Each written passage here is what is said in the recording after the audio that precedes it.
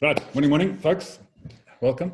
Thought Trevor had run away, yeah, so maybe he was just scrabbling around in his garage roof trying to dig out another one of those pieces of paper that he likes so much. So,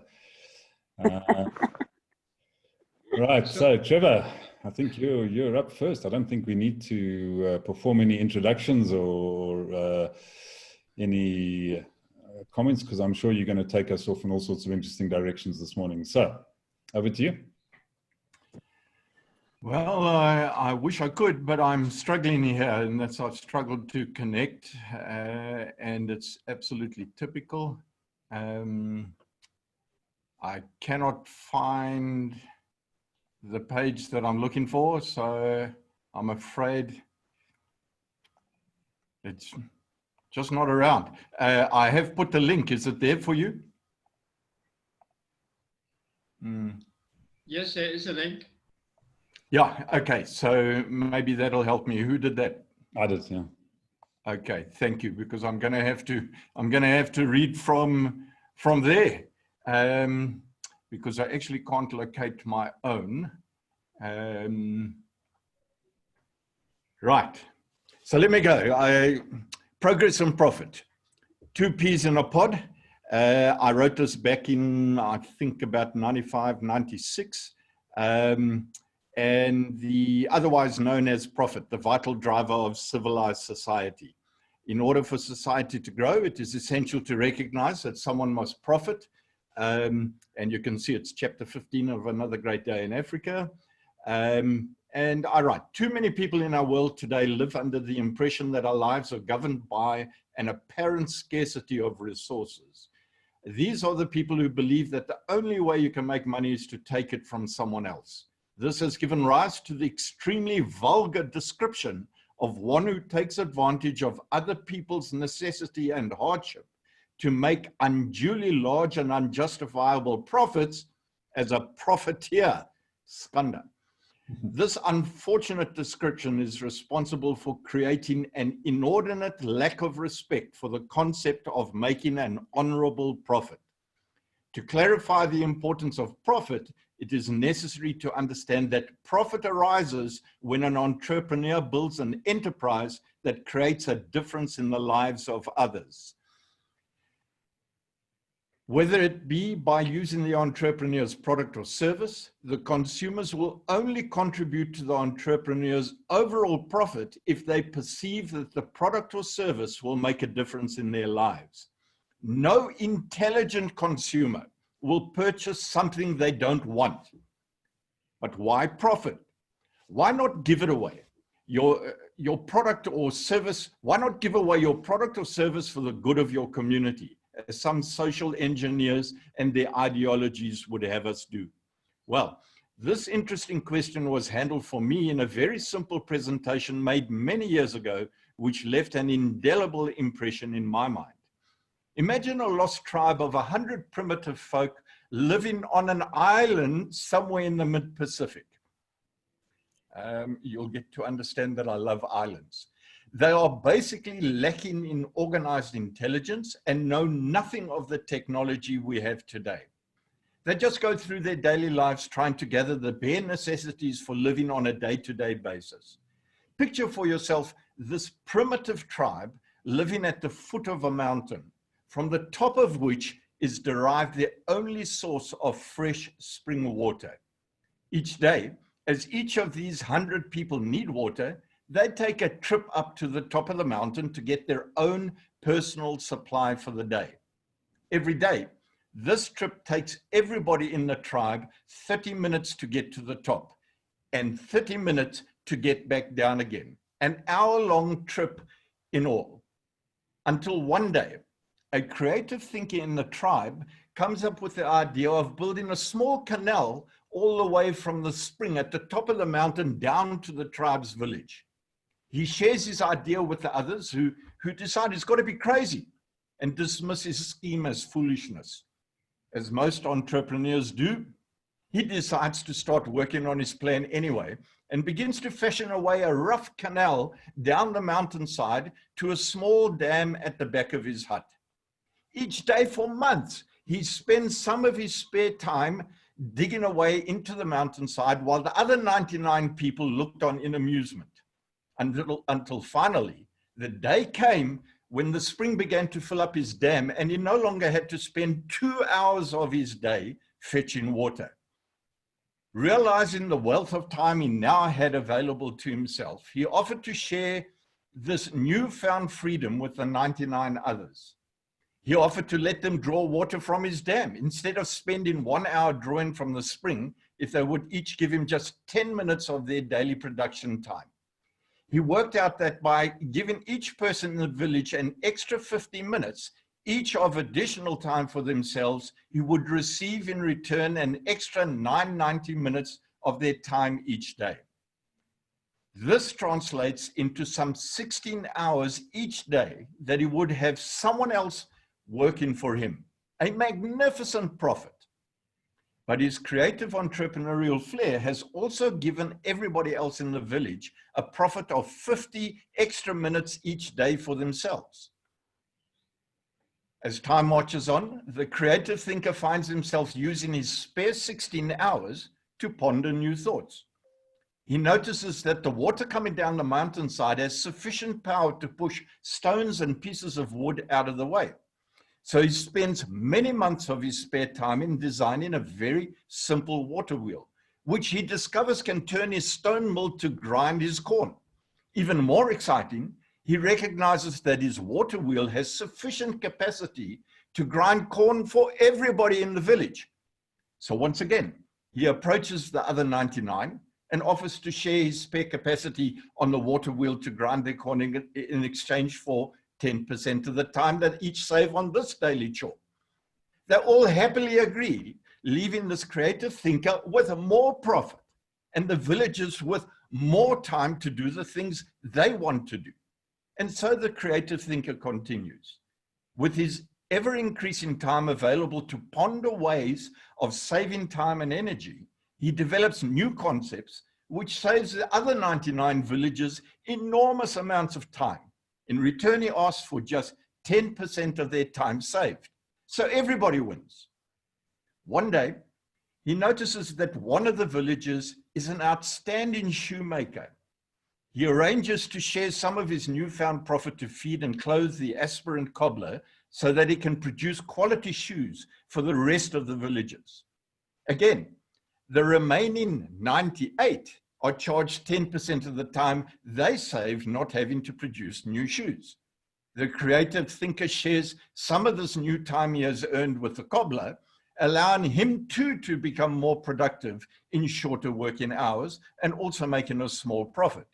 Next, the creative thinker finds someone who produces the best clothes in the village and offers him the same opportunity as the cobbler to help the remaining villagers save more time by not having to produce their own clothes. And so it goes on.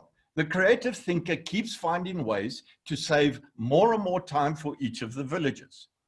And he is also providing opportunities for those with special skills to profit by doing the things they are best suited to doing. For the first time, each villager is becoming aware of the benefits of organized intelligence in their community and how it can better their own personal position in life. As each person gains more time for themselves, they begin to think. And now I can't just pick it up because Steve Carter has got his note there and I can't see anything. Okay. So as each person gains more time for themselves, they begin to think. Some of them begin to spend their time working on drawings. Some produce intricate designs in beadwork. Others begin to develop their musical skills. And so the first signs of a cultured civilization begins to emerge with its own art, design, and music, which is passed on to others for a portion of their productive time. Hence, honest profit very definitely translates into progress. But let's consider what might have happened had the creative thinker been turned down when he first approached the other 99 villagers. Let's retrace our thoughts back to the moment after he had completed his mountainside canal and offered to share it with them for 10 minutes of their time. Imagine if they had said, There's only one of you and 99 of us. We'll take whatever water we want from your dam. We're not going to pay you anything. After all, water is free and you can't stop us anyway. Isn't that just what so many people say today about the many things they want in life? Why should we pay for our water? Why should we pay our rent? Why not go on strike for more pay for less work? What would have happened then? Well, quite simply, the creative thinker would not have had the incentive to continue building upon the vast reservoir of potential time-saving thoughts in his mind. Nor would he have had the time to solve the problems experienced by each member in his village, because his time would have been taken up by having to work all day to continue providing for his own bare necessities. The villagers would have continued in their old primitive habits, forced to eke out their day-to-day living needs, all because they did not understand the importance of allowing man and woman, Stella, you can have a chance, to profit from his inventiveness. As simple as this great story is, it is a parody of what so often happens in our modern society. Far too often we get well-meaning social engineers and lesser-intentioned rent boycotters and strikers who tend to convey the message that profit is something akin to an evil in society.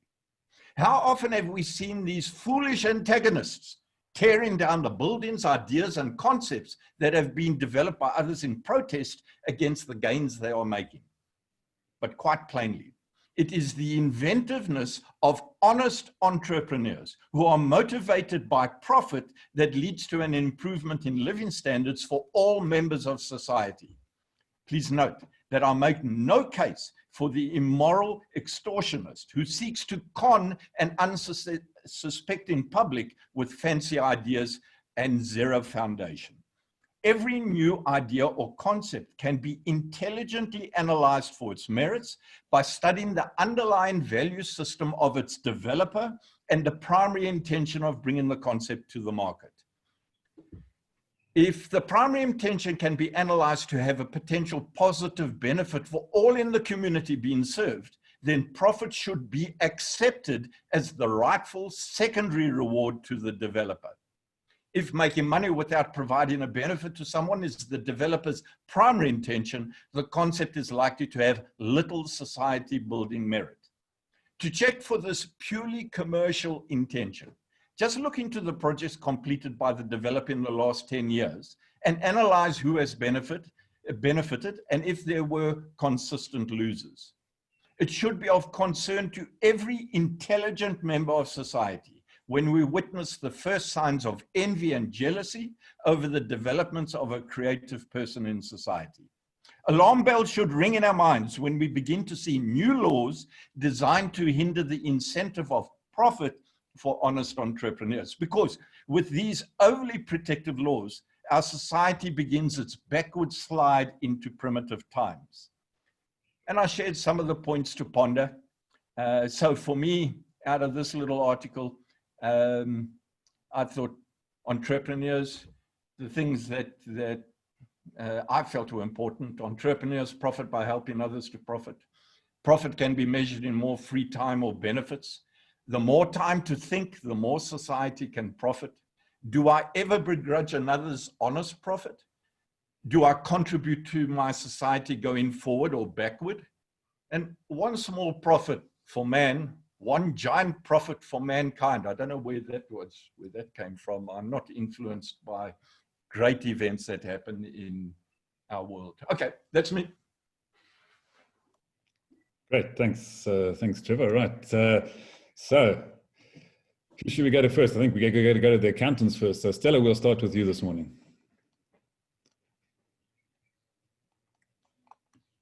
Unmute.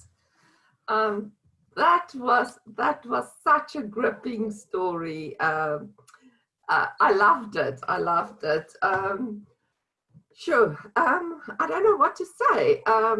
And that article you wrote in 96, was it? 95, I think. Yeah. Yeah, and it's so even more relevant today. Everything that you talked about. Yeah, I don't know what to say to you except how do you change society to get to a organized, intelligent thinking for everyone, to change that thinking of to accept people having profits and making a difference in society, and not just wanting. It's that I don't know what is the answer. Yeah, so and what struck me one point that you said, honest profits translates into progress. That is so profound. Yes, it was a brilliant article. Thanks, Trevor. Thank you, Stella. I like you now. Wow. I'm not going to answer your question. I will just let everyone.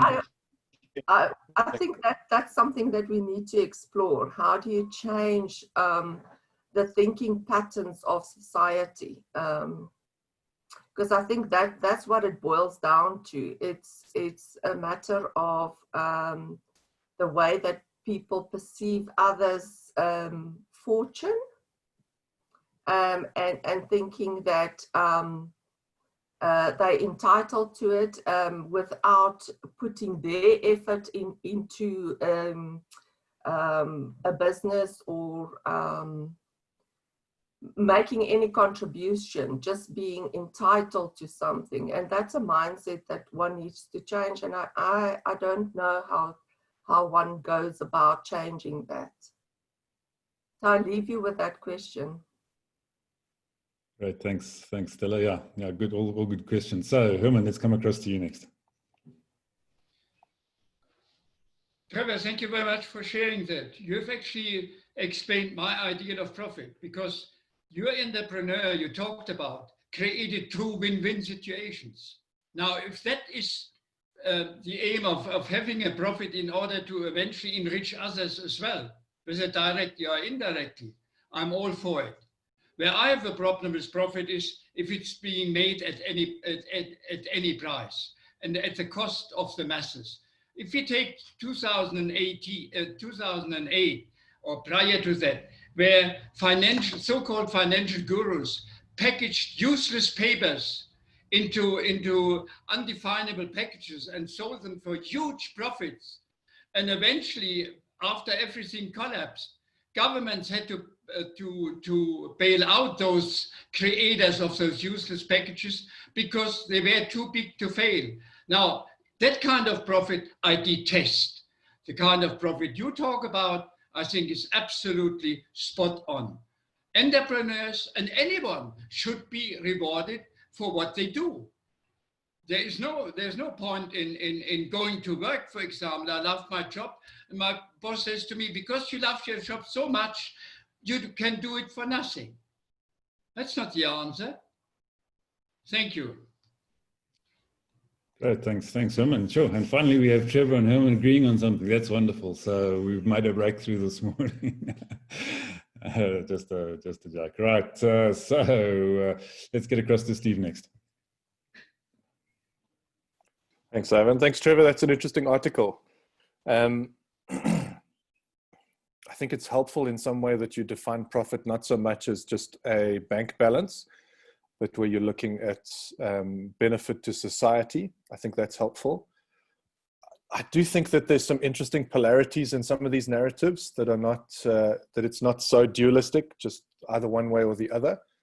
And so I'm with Herman and I'm with you, I think, in terms of people being rewarded for their efforts. But I'm not convinced by the, either we go full capitalism and entrepreneurship and profit, etc., or we have to go back into people striking and wanting rent-free stuff, etc. I think it's a little bit more complex than that. And I think there are other opportunities for us to explore. For example, the person bringing water down for the benefit of the village without needing to dam it behind their house. That's an ownership stake rather than just a reward for effort. I think that there's also something subtle going on there. And I think that's part of what people at the moment are trying to just distinguish between this supposed duality between either you've got capitalist Western sort of society on the one side, or you've got this communist socialist idea on the other. And that interests me. So yeah, I'm not sure what else to add to that. I think I'm interested to hear what other people say in terms of the conversation. Great, thanks, Steve. Right, Jasper, let's come across to you next. Morning. Well, now you guys have also discovered Trevor's creative ability with words, and I was privileged to read that whole book of Another Day in Africa a couple of years ago, and I said to him, that's probably the first book he should have published, because it's really well written and insightful and fairly ageless in terms of the opinions on the articles. And I think in that story, you know, I think depending on where you come from, if you come from what people love to call these bleeding heart liberalists that want other people to give them the money so that they can give it away in the extreme, then they will not take kindly to your story, because they will feel exposed by your story. And, you know, one can play devil's advocate in your story and say, the success of your story was the fact that this guy could convince the other islanders to pay for the goods and services. So I think one of the problems in society that blocks, call it the kind of positive capitalism that Herman refers to, is that we don't know how to value our time and our value to society. So whether it's a service or whether it's a product we create, we are scared to ask to be rewarded for it.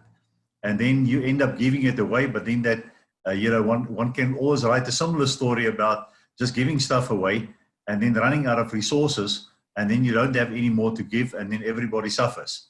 So so for me was almost the catch of that whole story was the ability of this guy to could, in a way, educate the other villages to say, you know, this is a fair exchange.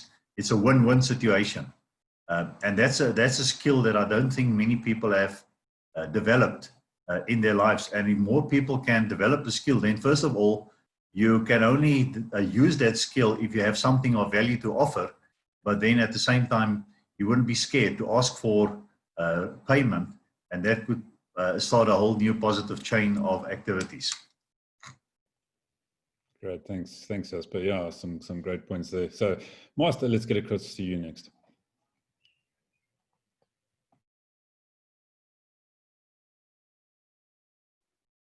Yes, morning. I'm just coming back from a birthday hangover.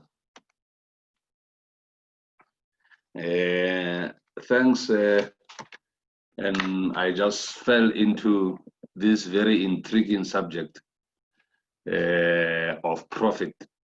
You know, I read an article yesterday about Popcool leadership fighting over their investment arm. You know that actually the leadership is on the verge of collapsing the union because they are fighting over the process of an investment arm.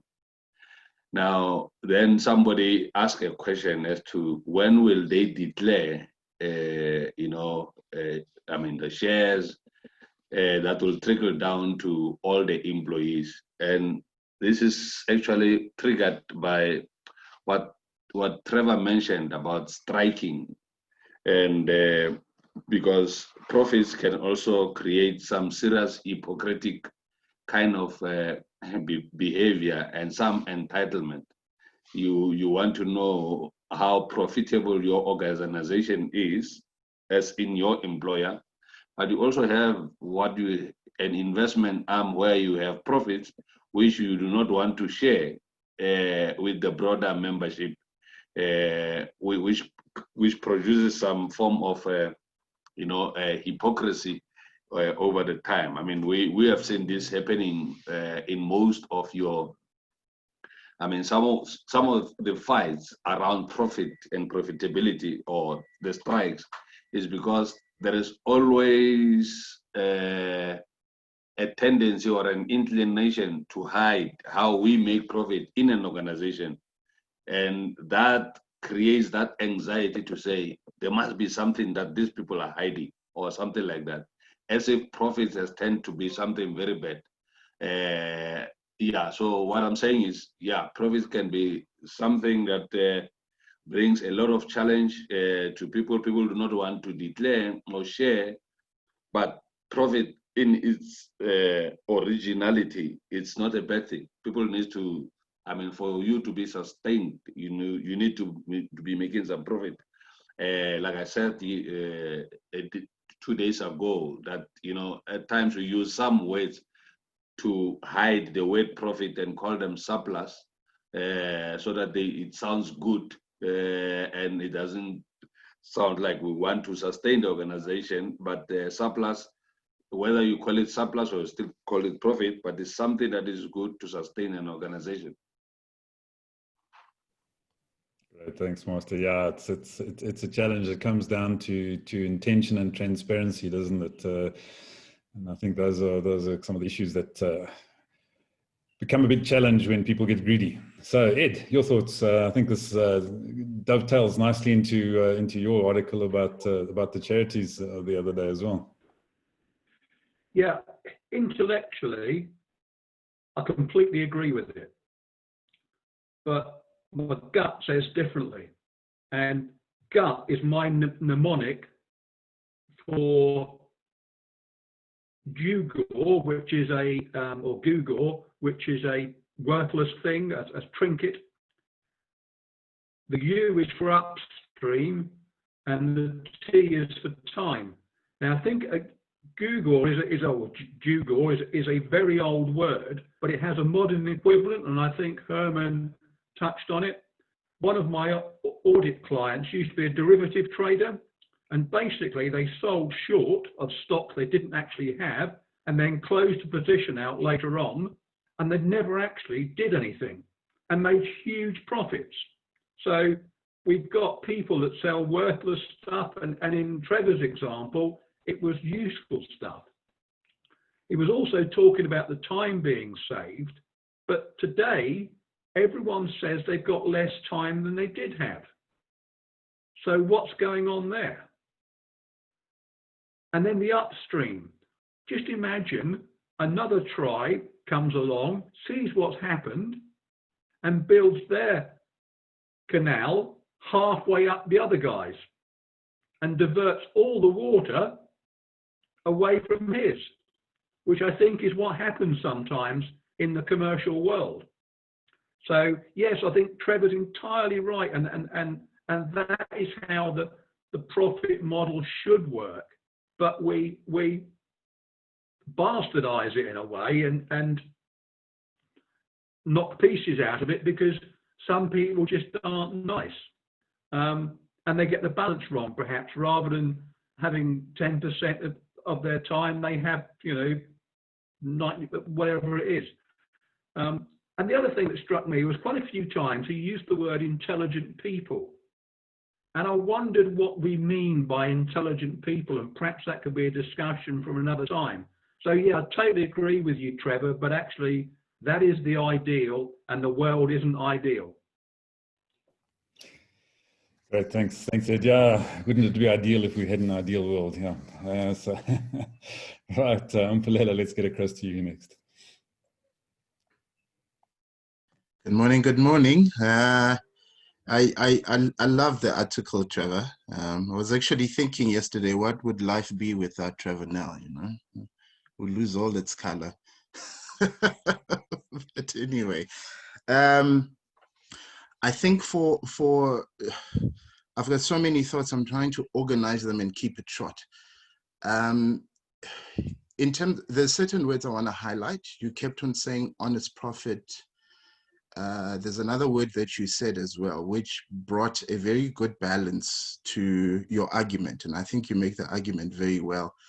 In actual fact, I'm in total agreement with what you're saying. So the biggest thing, and I guess I'm just repeating what everybody else has said, is that you know, it made me think of a line in economics that says all things being equal. You know, in economics they teach you something, and then at the end they say all things being equal. So it made me think of that to say, yeah, that's where the problem and the challenge comes in, is that things do not become equal, or are not as simple and as straightforward as you've put them in your article. But for an explanation and how profit works, it's absolutely spot on. It also makes me think scripturally. You know, there's a passage in scripture that speaks about 3 people being given 3 talents. One was given one, another 3, another one 5. And there was an expectation that when they come back to the master, they should have done more with what they were given. If they had 5, they should come back with 5 more. You know, so it tells you that there's an expectation, even with God, that one should use what they have to create more. So from that basis, I agree with you. It's just human beings and what they do with that whole process. And like Edward said, how then they bastardize that whole thing. So yeah, I'm in agreement. I think I'll keep it there. The last thing I want to say, which probably can bring a bit of controversy, is this. Unfortunately, work, I mean, I love the concept of work. For me, work is the only way you can show the God in you. What does that mean? God puts talents, puts abilities in a human being. And the only way that can be visible is by somebody doing work or doing something. Then you can see the God in that person. So for me, work has always been an amazing thing. Adam gets given a garden, and God says to him, he must tend and care for it. What that means is that he must take the model that God has created and expand it further, make it bigger than what it currently is at the moment. So make more of it, duplicate it, and so forth. The only thing is that sometimes work had been used as an instrument of oppression. That's where this whole problem sometimes about profit and so forth comes in. Is that instead of work becoming this beautiful thing where we all profit and society progresses, it then becomes used as something for slavery, for instance. I mean, one of the biggest sins of capitalism was that it was propped on slavery, or that's its foundation. But I totally agree with your article. Thanks, Mpulela. Yeah, you talk about economists, made me think of that story. You know, economists and weather forecasters are the only people who can continually be wrong and still keep their jobs. So yeah, it's an interesting one. So Cecile, let's get across to you next. Oh, I love the article. It was just painting the picture so beautifully of what profit and profitability is. And Stella took the words right out of my mouth. I want to say, you wrote it when? 25 years ago, because you could have written it yesterday. When I was listening or picturing the images, I thought, yes, in this PPE market, what some of these profiteers are trying to do is they take the dam, and overnight they quickly go and put a fence around the whole spring, and then they dam it off for themselves, and no one has got any option but to come and buy the stuff from them at a moorse profit. Otherwise, you don't have water. But yeah, it will be interesting to.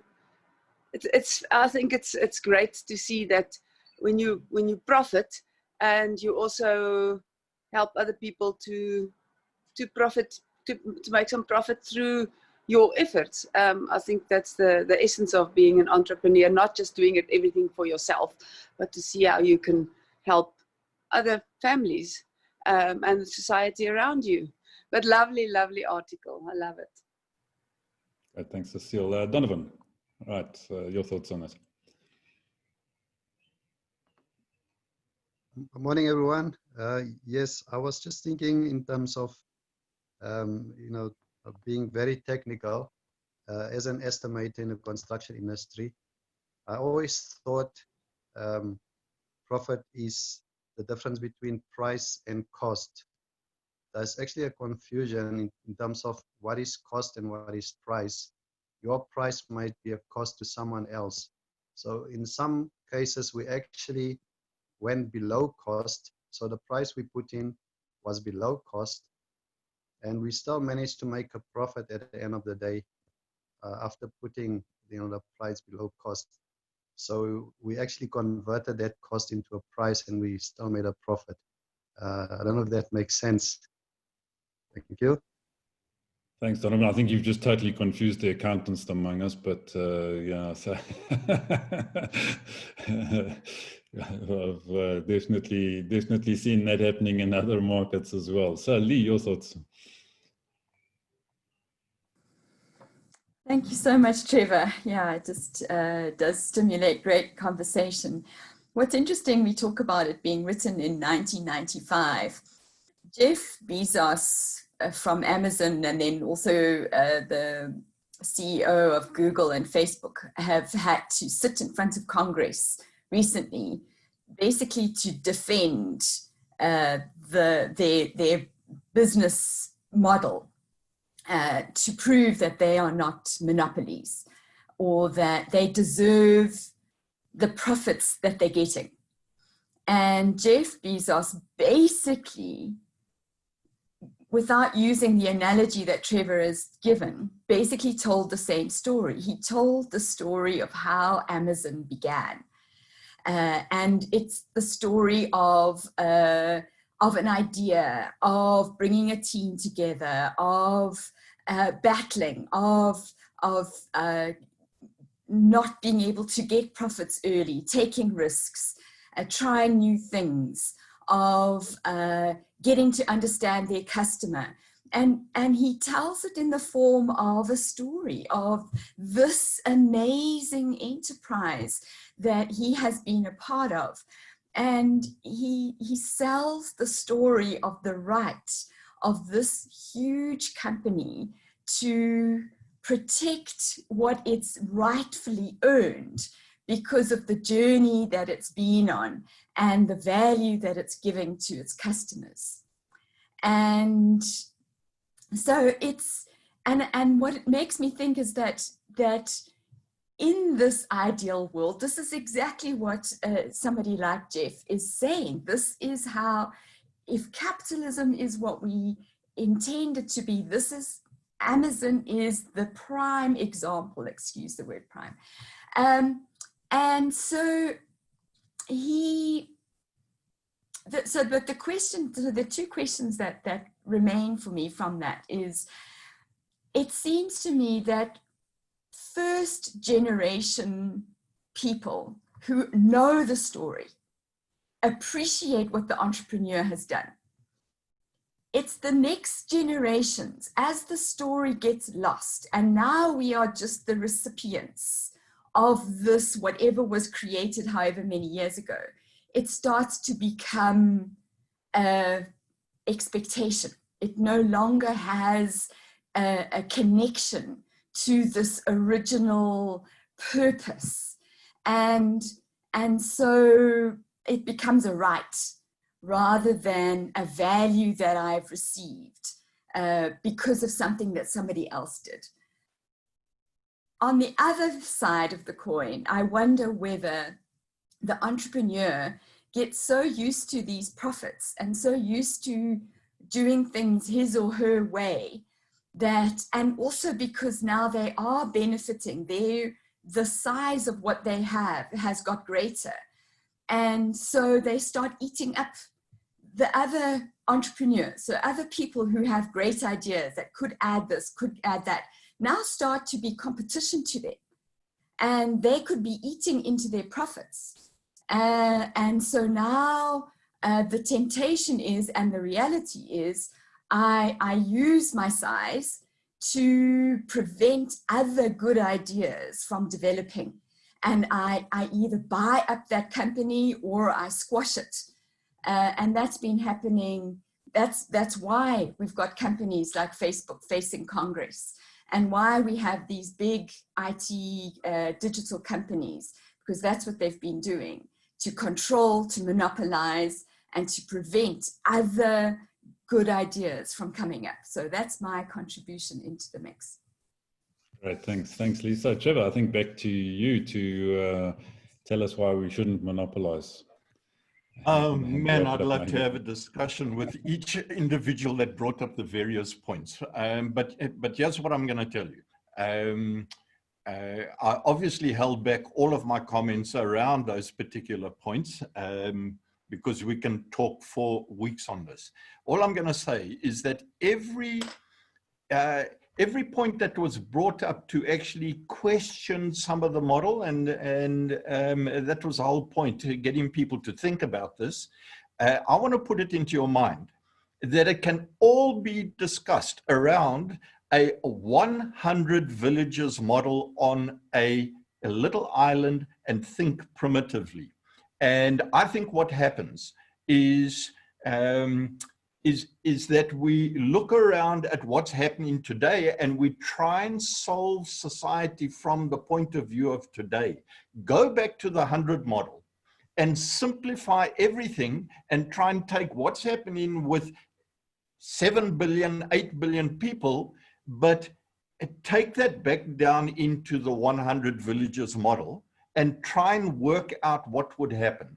There are a couple of things that actually came out here, keywords for me, the organized intelligence. And that's why I felt the timing was absolutely perfect to actually share that, because this was mentioned by both Ed and by Herman in their article in different ways. Entitlement, which I think is something that we should be discussing. Lee actually brought it, second and third generation who don't appreciate what happened to actually get the opportunity off the ground for them to feel entitled, which is quite interesting. Steve, you got to get these two books, because I'm going to get these two books as well. I haven't read them, but I actually followed the interviews. A guy has written a book called Humankind.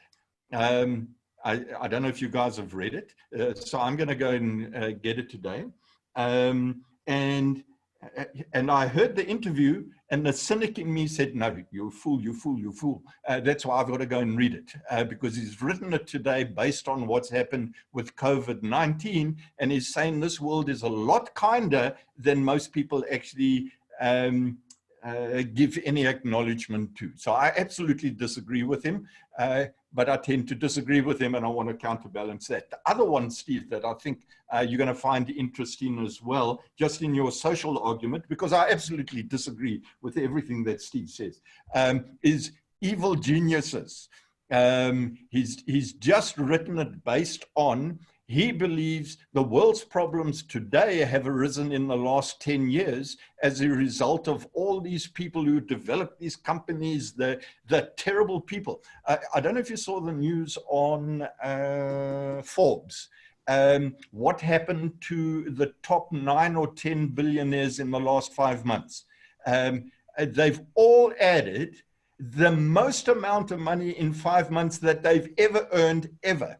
And I think the lowest is perhaps Elon Musk, who only added about maybe about 42 billion to his wealth. All the other guys are in excess of that. I think Warren Buffett, Bill Gates, Zuckerberg have all added in excess of about 50 to 60 billion. Go and have a look for that. It's just been announced, Forbes, the top billionaires, how much they added in the last 5 months. Now, if people do not like entrepreneurs making money, what are they going to say? Or what is Steve Carter going to say about that? That's what I want to hear, because I think it's a critical part of us getting to understand why we've actually got to revere these guys instead of loathe them. And I would like to argue for revering individuals who make a positive difference in society, and not those who believe they're entitled and will take this. They wait for entrepreneurs to create these magnificent things that give them great opportunities, and then they turn around and say, no, well, you know, we don't think you should be doing that for society. And I'll explain what happens, because I've seen it in myself. But I don't want to take up too much time. If that ever comes up, I'll talk about what happens when you interfere with a creative entrepreneur, you stop all progress in any community, any society, when you interfere with the creative drive of an entrepreneur to grow things. You stop all of that.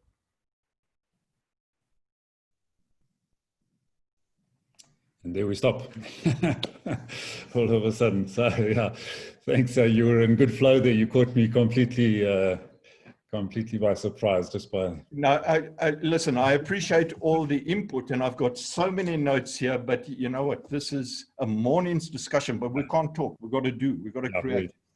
And we're already well over our half an hour. So fantastic discussion. Right. So thanks, Trevor. Thanks, everyone. Lee, thoughts for tomorrow? Just unmuted myself. I'm torn, and so I'm going to turn to the group. Do you want to continue this discussion and talking about growth? I think that's what comes up for me is what does business growth actually mean? And because there's been some strong arguments around the fact that growth itself has created, the consumerism, the issues of destroying the planet, and so this growth with no boundaries has really been something that the world feels is paying the cost, and is there therefore, do we need to put limits on entrepreneurial or business growth? And so that's the question that I'm wondering whether we speak about tomorrow. How does everybody feel about that? Everyone happy?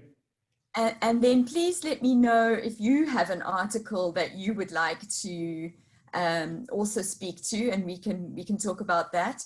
But I also want to give a heads up. I have just done a private chat with Master, and Master's agreed to share his story with us on Monday.